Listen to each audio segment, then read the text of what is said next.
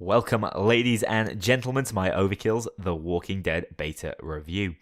We've just reached the end of the 3-stage beta, having almost a fortnight with the game in this beta state, and so I feel I've had enough time with it to give my honest, if somewhat early and cautious opinions. Of course, the beta contains only a fraction of the full release's content, but it's certainly enough to work out if the core gameplay loop is going to be something that you find enjoyable. As I'm reviewing the beta somewhat in isolation, I'm not going to go into detail about the game in terms of its value for money.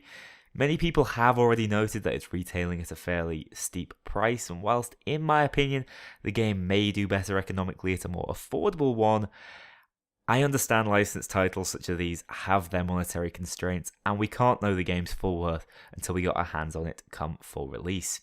So this video is going to follow a format of feature and mission explanation, and then review and analysis of the pros and cons of said facets of the game, the hope being that it draws attention to potentially resolvable complaints coming up to its launch and life cycle.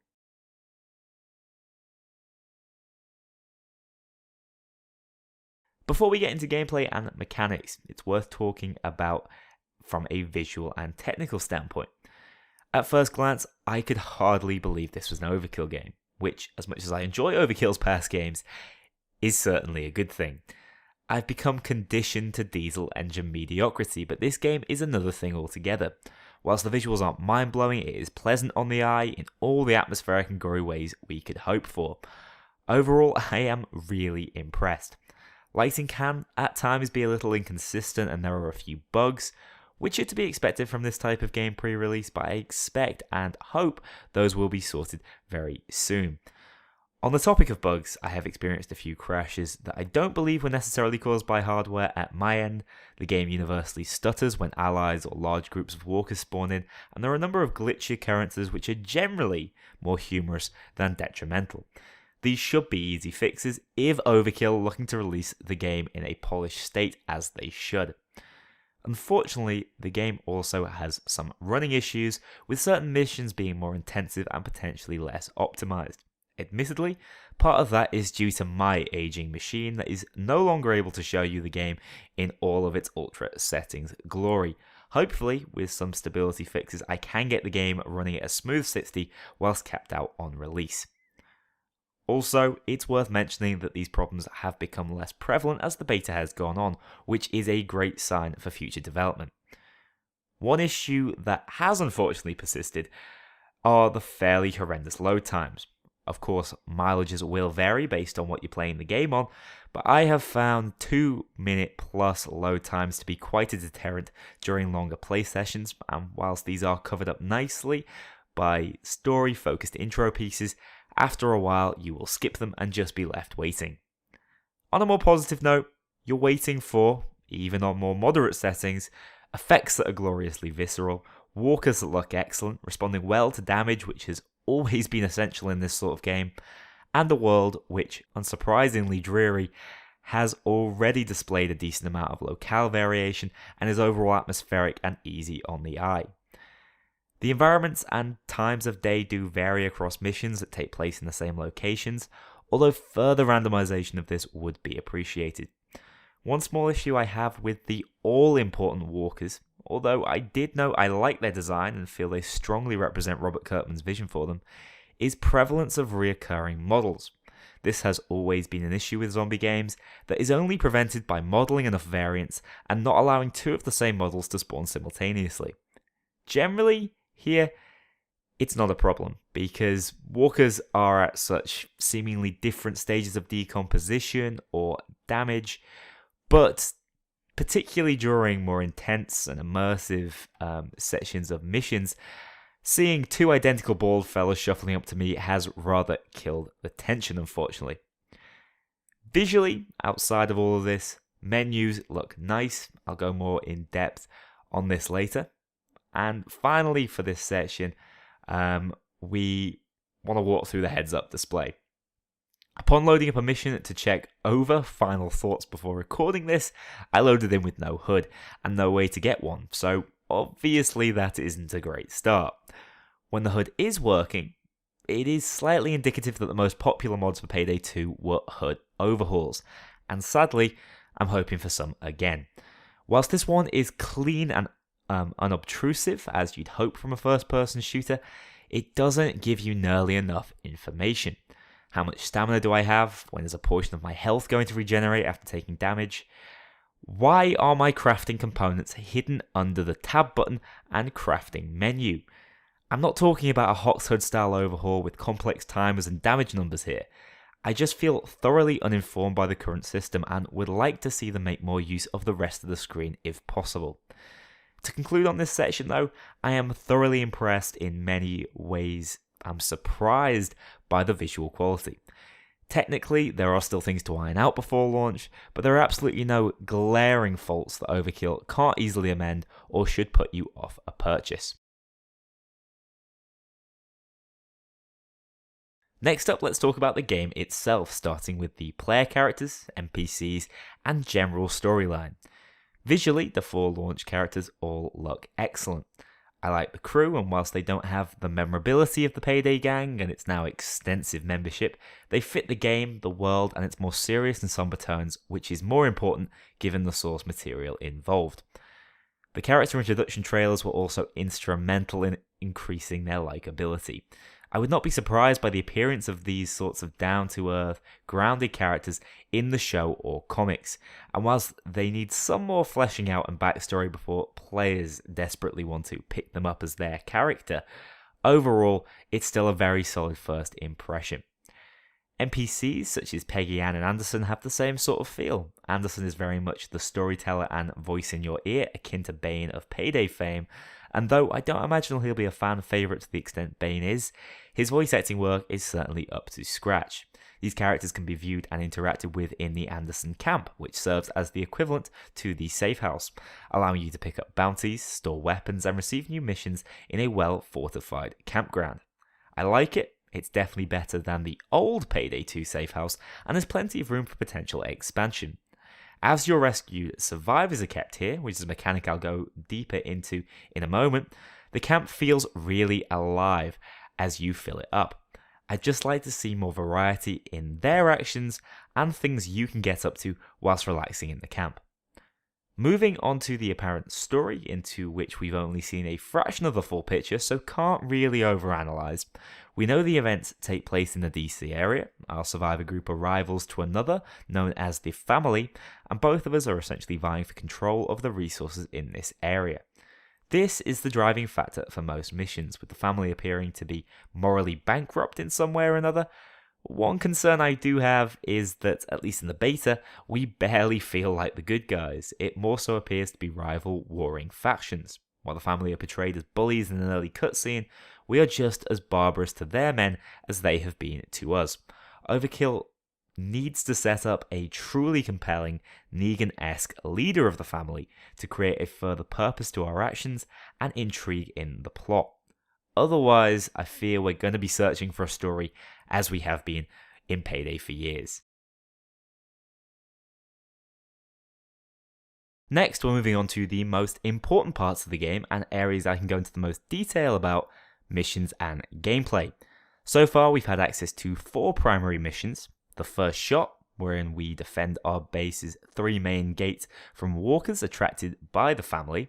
The second, worse than walkers, very similar to the first, but replacing the walkers with members of the Family attacking you in retaliation. These 2 missions are very simple, taking roughly 10 minutes to complete, and both having setup periods in which traps can be laid depending on the level of your base. In the first shot, walkers will also break through sealed doors in your base, but the objective is to board up your gates. Whereas in Worse Than Walkers, your gates will all be open from the start, but you have to simply kill the Family as they enter, protecting your resources from their looters. The third mission, Hell or High Water, consists of seeking out the Family's water purifier after they took yours. This one sees you progressing stealthily, if possible, through objectives and hordes of walkers, trying to make as little noise as possible, especially when encountering Family outposts and the main camp itself. The fourth and final core mission in the beta is Listening In, and also has you invading a Family camp, this time to seek out a radio beacon with similar walker-only sections leading up to human outposts. Both exceed 30 minutes, assuming the player explores the environments well. This is furthered in length by randomization, ranging from loot and resource placement, available paths, and required objectives, but ultimately the aim and gameplay of these longer missions is very similar. This isn't a complaint yet, but I truly hope we see more variety come launch to spice up the gameplay loop. Hopefully this can be helped by more area missions taking place on the same maps, but carrying different objectives such as civilian rescue or target assassination. One important feature of all of these missions that I've not properly gone into is the noise meter. As traps, radios, and car alarms are set off, or if unsilenced weapons are fired, nearby walkers and family members are alerted. If enough noise is made by you or the family, hordes of walkers will be attracted to the area, making things a whole lot more complicated. Sometimes walkers will end up attacking the family, which is quite frankly an awesome feature, meaning you can feasibly call on a horde or release imprisoned groups on purpose to fight and distract the family. On the other hand, they will also impede you, and thus make stealth, caution, and noise control all really valuable assets. This all helps to create tension we don't see in Payday and rewards stealth organically, making it a much more attractive option for me. Having a choice between loud and quiet gameplay at all times in these fairly lengthy missions is awesome. It gives the player more agency, mixes up the gameplay constantly, and allows for more thought to go into your weapon and attachment setup. Definitely my favourite surprise going to the game's beta. Stealth itself, however, is very difficult. The family spot you rapidly, will investigate noise or visual suspicion, and are generally placed to make things much harder for you. Unfortunately, this can lead to some frustration, as it never feels like the family AI is good, more so unpredictable. I'd like to see enemies react faster to actions, such as me shooting their mates right next to them, but spot me a bit slower, especially at great distances. In my opinion, stealth in this game is more about taking enemies down efficiently and quietly than it is about sneaking past them. Stealth sections are quite complex and tactical when played out by a fully communicating team of 4, as the inability to move bodies makes lethal options a necessity. The crossbow and silent snipers are the kings of this style of play. In the future though, I'd love to see at least a Dishonored style body dragging system added. This would make stealth more dynamic and feel a little less like raid system. Another facet of stealth, when sneaking around either walkers or the family, is a lethal takedown option, assuming you approach from the back or the side. This is perfectly silent and will play a rewarding animation, which unfortunately, due to a lack of variety in these animations, leads to satisfaction in stealth takedowns rapidly dropping off. I think the overall system has its merits, especially given this isn't sneaking around for the sake of robbing a bank, but more so gritty survival, I suppose. It works for me, but I do expect some tweaks in the future and definitely don't think it's the sort of thing that will work for everyone. Some people love their stealth, they love sneaking around live enemies at all times, and as I said, this is much more of a lethal and normally ranged weapon focused stealth system we have here. Back onto how missions in general play out. As you can tell, the game has a little more openness to it than what we're used to in Overkill titles.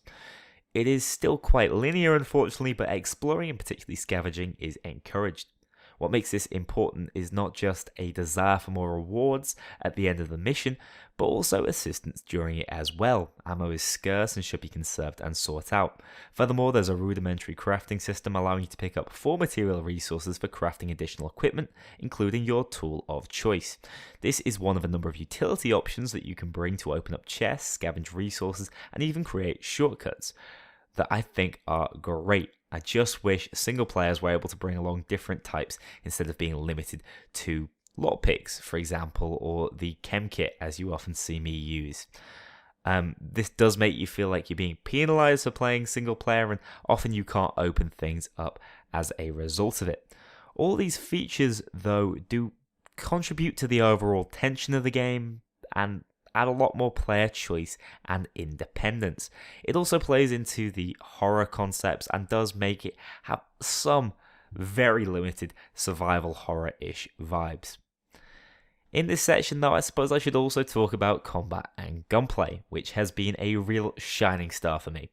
I don't want to go too deep in here because I only have a fraction of the game's arsenal used at this point, but rest assured, the ones I have used have felt fantastic. Melee has some real oomph behind it, whilst ranged weapons act realistically and have weight behind them as well. At least on the lower difficulties, headshots are key, so I've found high capacity, fast firing weapons to be best, such as the SMGs you see me using here, but I'm hoping for solid weapon variety, because the arsenal that's already available to us really is pretty expansive, so assuming harder difficulties will bring these to the fore. In all, combat, at least from the player's end, really does stand out as a feature. We, of course, can't finish discussing missions, though, without considering their difficulty. This scales based on the number of players in a squad, with 2 being the sweet spot in my opinion. I am very happy with this feature, facilitating solo players by not only throwing fewer enemies at us, but also reducing the amount of carrying and gathering a solo player has to do, cutting down the tedium that was often experienced when going alone in Payday 2. Difficulty-wise, we've only had a chance to play around on normal and hard so far, which has offered fairly ample challenge, I would say. Whilst it's true you can quite easily train walkers around and pick them off one by one, smart spawn systems and mission layouts will often leave you trapped and fighting for survival, and I dread to imagine how hard it can get on Overkill difficulty. Walkers hit hard when they get a hold of you, and if you don't push them away fast enough, can crowd you and actually one-shot you. Also, the jump in difficulty is not too great between levels. Enemies don't appear to get much tankier on hard, and instead it's a case of them simply getting deadlier, which I always prefer. On the other hand, walkers can't climb. You are literally immune up high. This is exceedingly abusable. I get why they can't, but there has to be an out for the walkers in order for difficulty to remain a feature. Reasonable variation in the enemies you will face comes in spite of the lore restrictions of the Walking Dead universe, as moisture-filled bloaters and combat-armoured blockers join the families, tanks and snipers to vary up the gameplay and offer different challenges throughout missions. One issue I do have with the game's enemies is the inconsistency of human AI, which can go from a drooling idiot that shoots in completely the wrong direction to pinpoint sniper dealing massive damage through your cover. I definitely like to see this worked on, especially given the past history of Walking Dead games and their AI. In all, though, I have been really impressed by the gameplay. I'm hoping for more mission variety come launch, but the additional timed area missions extend the content well. They are all satisfying to complete and lengthy enough to draw a little more investment from me. The gunplay feels good and weighty, and the weapon variety in both melee and ranged options is truly pleasing. The random nature with which they are obtained may put some off, but I can see an argument for it adding a great deal of replay value to the game. Whilst I do think it lacks the constant action fun factor of Payday 2, the variation in gameplay from exploration to objective completion and from loud to stealthy sections give this game a more rounded feel to it, at least in the beta. Also, the generally higher difficulty should make it so it just takes longer for us to get this game mastered. Next up, let's get on to the menus and other smaller features that we've had access to in the beta. The map style mission select is a nice takeaway from Payday 2, but instead of choosing specific lobbies, you pick a mission and difficulty and get automatically match made. So far, I've only had positive experiences with this. It's fast and easy, but fear it's a little more limiting than the already successful Payday system, wherein we choose lobbies by preference. This is very much a sideways change, but I can't really comment on it until the game launches. Another odd feature is how the base camp functions. I'd say it's designed as a multiplayer starting point for groups looking to complete missions together and prep between them. There you have access to optional bounty challenges, a weapon and mod store, and a storage vault. What you can't seem to do is directly start a mission. This results in even more, quite frankly, ludicrous lengthy loading screens that could have been avoided if the game had been consolidated. Another feature I'm about to talk about, survivors, as well as the camp upgrade system, are only accessible from the main menu, meaning many may not be aware of the depth in Overkill's progression system. It's as if Overkill was uncertain whether they wanted their game to operate like Raid or Payday, chose a bit of both, and simply ended up with split features. Whilst I like the ambitious idea of having all customization and survivor management take place in real time online, I'd be just as happy if they just gave us the option to pick missions and trade for weapons at the main menu. As it stands, it's confusing, poorly explained, and unnecessarily time consuming. That rant over, next up we have the character select and customization page. All of these menu pages are slick and have camp backdrops, leading me to hope that maybe they will be accessible from there come launch. This character page is easy to navigate, gives us access to all possible customization, and explains things succinctly. The 4 characters vary in abilities, weapon proficiencies, and skills, with Heather, the scout, using the crossbow smoke grenade and being able to see loot and traps when holding down the callout button. Aiden, the tank, who comes excelling with shotguns, a flashbang, and damage reduction for a period of time after taking damage. Grant, the tactician and user of sniper rifles, molotovs, and the ability to mark for additional damage. And finally, my favourite, Maya, the support, who runs with SMGs, medbags, and the ability to revive teammates faster and with more health. They also come with different base health and each have melee weapon exclusive trees, which is awesome given that melee is such an important part of the game. This of course means character selection is really important, but also oddly leaves assault rifles without a true user, and likely a weaker option. Skill tree wise, you have access to character abilities which enhance their aforementioned specialities, as well as core abilities, which are shared amongst the characters, offering general upgrades to weapons, health, stamina, and crafting. Progression-wise, you can unlock a good number of skill points as you level up, but later skills are locked behind camp upgrades, which is something we'll get into. Overall, I found these trees to be fairly uninspired. My favourite thing about Payday 2 was build experimentation. It really gave the game life on my channel. Unfortunately, skills are not nearly as impactful here, and I don't doubt this was on purpose. Overkill wants a much more level playing field, with somewhat believable ability progression. As a result, even high-end perks last only very briefly, and are in keeping with human potential, so no shouting across the map to inspire one of your teammates back to life. I get it, I really do, but I'd love to see much more skill diversity and intrigue akin to Payday 2's post-launch system. A further slight issue I have is with what I'd call essential perks, such as raising your health, stamina, and primary weapon skills. This kills off diversity even further and essentially leaves you with only one way to run each character. In all, these light RPG elements are as ever welcome, and there certainly is more separating the individual characters in terms of playstyle than we had in Payday 2. I always thought it was a shame that Dallas didn't have an Edge as the mastermind, whereas here that certainly is the case. A good move by Overkill if they want these new characters to rival the popularity of Payday Faithful.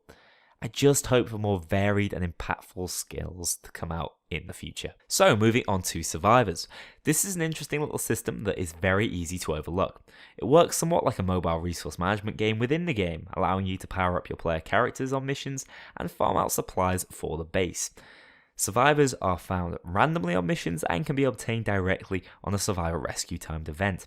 One thing you may notice in the top right of your screen as you start the game are your collective resources and a timer. On a 3-day cycle, your resources will be drained in order to maintain your survivors. This increases as you expand your base's capacity. By doing so successfully, you keep camp morale high. Why do we need to support these survivors? Well, they can be leveled up themselves by completing further resource gathering missions which pop up day to day, meaning they can essentially be self-sustaining, and once leveled, they can also be placed into separate workstations to aid your health, stealth, crafting, and revival in the field. A powerful example is the upgraded range, which essentially makes stealth doable. Once filled up with 4 high-level survivors, you make 80% less noise when walking, 50% when running, and 60% less when doing a takedown. Imagine slightly simplified perk decks that you don't have to choose between, but still have to work to unlock. I like this feature a great deal and would love to see it expanded. I do worry slightly that some people will not enjoy the constant pressure of outgoing supplies, but I definitely think it's a concept worth looking at. Now, to fully understand how Survivor workstations work, we need to get to grips with the camp and its potential upgrades.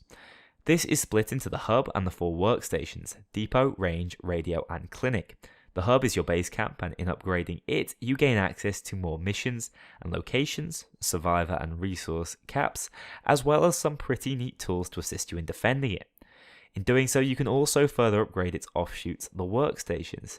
These unlock higher skills for their respective character, the clinic for Maya for example, access to new and survivor passives.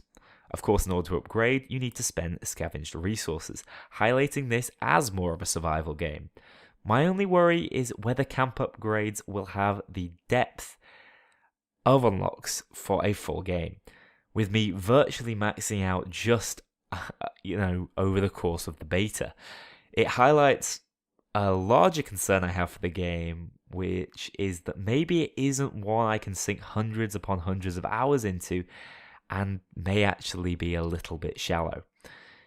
Anyway, to the right of this menu, we have the Vault, where we can customize and modify our weapons. There is an easy filter menu, and the display is pretty good, showing you all the weapons, stats, and unique features. Range weapons variety has not been something to write home about yet. However, weapon and mod rarity is a cool little feature that should encourage replayability and play into the Overkill difficulty. In terms of modifications, there is a great deal of variety with dozens of mods that can be placed on your weapons. Unlike the Payday system, however, weapons will only be modifiable in certain ways, and the quality of the weapon determines how many they can take. Some weapons even start off with mods, making them more valuable and worth seeking out. This whole modification process will also cost you precious resources, but this is itself offset by the ability to dismantle weapons and reclaim them. Mod quality really varies, bearing in mind suppressors break on missions after extensive use. Some last for a few bullets, while others entire magazines. I like the system, but do feel it could do with clarification, as generally I avoided modding early on due to the resource cost, confusion regarding to which weapon it's applicable, and also the fact that most came with negatives outweighing the positives. An uncommon 2-piece stock I own, for example, giving +3 stability, +5 accuracy, these are percentages, but at the nasty cost of 8% equip speed. On the other hand, my favourite thing about weapons in this game is the melee variety, my favourite melee being the awesome looking crude axe. This is a one-shot kill to the head, but on the other hand, it costs a third of your stamina to swing. They also have dismemberment values, and some have special traits, such as the pickaxe piercing armor or the baseball bat's multi-target ability. I really think the satisfying weapon mechanics will carry the game's fun factor, and hope that this is the focus of the dev team moving into the future with a greater variety of these wonderful, wonderful melee weapons. Finally, we have the Lost and Found section, containing all the collectibles gathered by the player throughout the world. Generally, these are hidden just off the beaten path and feel like a satisfying reward for a bit of dangerous exploration. They manifest as worldly objects that give some much needed backstory to our characters and flesh out the game's lore. I'd love to see some of these pay off in the future story, but either way, they're a nice little touch that adds some depth and intrigue to the world. Again, I think they should also be viewable in the camp, similar to Payday 2 trophies. So that is virtually every feature in the beta looked at. I've tried to aim opinions at each in the hope of sparking some conversation, but to wrap things up, let's go for a simplified pros and cons section. On the positive side of things, it's undoubtedly true that the game pays great respect to its license and source material. As a result, it is laden with atmosphere and potential for a great narrative. Though it comes at the cost of some performance, the game does look slick, which is paramount to keeping the horror themes impactful and the walkers intimidating. Gameplay segments are well varied and lend themselves well to different decisions and styles of play. Randomization is also fairly noticeable throughout. Overkill nailed the weighty feel of the guns and weapons at the heart of the gritty gameplay. This is aided further by responsive enemies that move and act like walkers. The loot system has a load of potential, and alongside time missions and mission randomization will hopefully give the game much needed longevity. The survivor and base management systems were a great surprise to me, offering more layers of progression and customization. One thing I've not properly touched on is the soundtrack, which has been amazing so far inside the game and in its trailers. In such a short space of time, the game is already an awful lot better than it was on day one of the beta. This gives me a great deal of hope for a polished product come release. Conversely, on the negative side, the game needs more time before it's at an acceptable standard from a technical point of view. It can get a bit of a free pass being in beta, but now Overkill needs to put their money where their game is. People don't really act like people. They may seem to be more responsive than the Payday 2 AI, but at least Payday's cops were consistent. This seeming randomness of the family is going to be a mixture of frustrating and humorous, if not dealt with. Far too slow. Made even worse during online play, these feel like console load times for massive RPGs such as Fallout or Bloodborne. Definitely needs looking at. Despite the fact that I love the characters and their innate skills and individuality, character customization is sparse and generally not satisfying enough. This is not a high-octane Payday clone, but at times I wish it was. Slower movement and lack of armor make the game less arcadey, but sometimes simply less fun. It would benefit from a free scavenge option that would open up the world and make it feel more like the open world game people are clamoring for. So, is this a replacement for your Payday playing urges as Payday 2's development winds down and we await Payday 3? Well, yes and no. As I've just mentioned, it lacks the Payday 2 pacing and feels like less of a pick-up put-down game. It does trade this out, however, for an exceedingly popular license, though probably more so when Overkill originally got their hands on it, and a great atmosphere. But whether it will cater for fans of the series, the genre, and Payday is still somewhat unknown. However, it clearly is bringing something new and different to the table. Another word of warning to those who didn't like how Payday was monetized though, with extensive DLCs, a few in-game clues tell me Overkill want the same for this, including the mention of this being Season 1.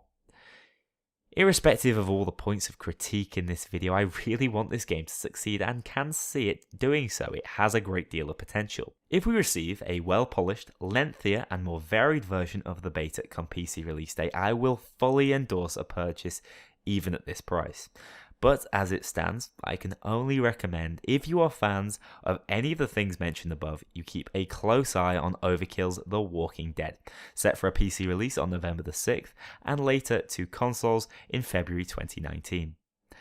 Ladies and gents, I hope you've thoroughly enjoyed this video. Get involved in the comments below and let me know what you think of the game. Is it worth a purchase? Have you even had a chance to try out the beta? Stay tuned for more. Thanks a lot for watching this video, and I'll see you all in the next one.